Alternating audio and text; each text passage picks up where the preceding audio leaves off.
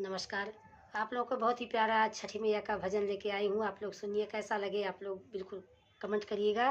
और प्लीज़ हमारे चैनल श्रद्धा मार्गवधी लोकगीत को आप लोग सपोर्ट करिए।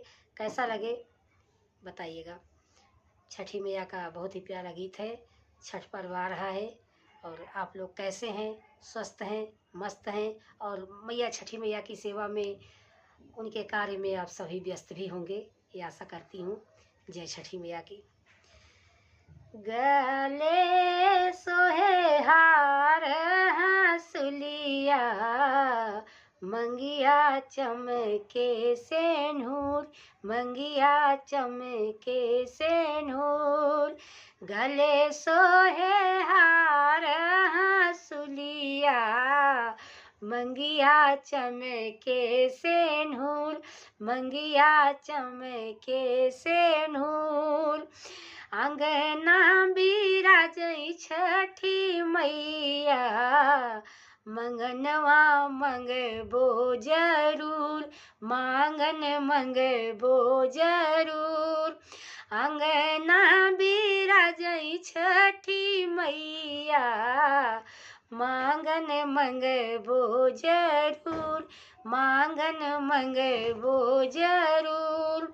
बेटवा जोगे मंगबो बहुरिया, पोता पोती मंगबो जरूर, पोता पोती मंगबो जरूर। धियवा जोगे मंगबो दामदवा, धिवा जोगे मंगबो दामदवा। पोता पोती मंगबो जरूर, पोता पोती मंगबो जरूर।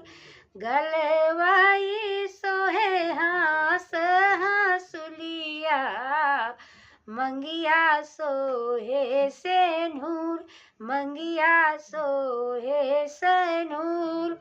अंगना बिराजई छठी मैया, मांगन मंगबो जरूर, मांगन मंगबो जरूर। पीवा लागे मंगबो लाम हरि उमरिया, आपन लागे अटल सेनुर, आपन लागे अटल सेनुर। पिया जी के लमहर उमरिया, अपन लागे अटल सेनुर, अपन लागे अटल सेनुर। घरवा में मंगबो वन धनवा, कुशल मंगबो नैहर ससुर, कुशल मंगबो नैहर ससुर।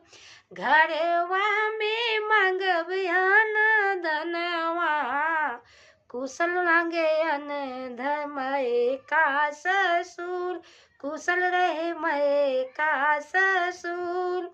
गले सोहे हार हंसुलिया, मंगिया सोहे सेनुर, मंगिया सोहे सेनुर। अंगना बिराजई छठी मैया, मांगन मंगबो जरूर, मांगन मंगबो जरूर। जय हो छठी मैया की, जय हो। आप लोग पूरा वीडियो फुल वॉच करिएगा और कैसे लगे आप लोग कमेंट करके ज़रूर बताइएगा। छठी मैया की जय।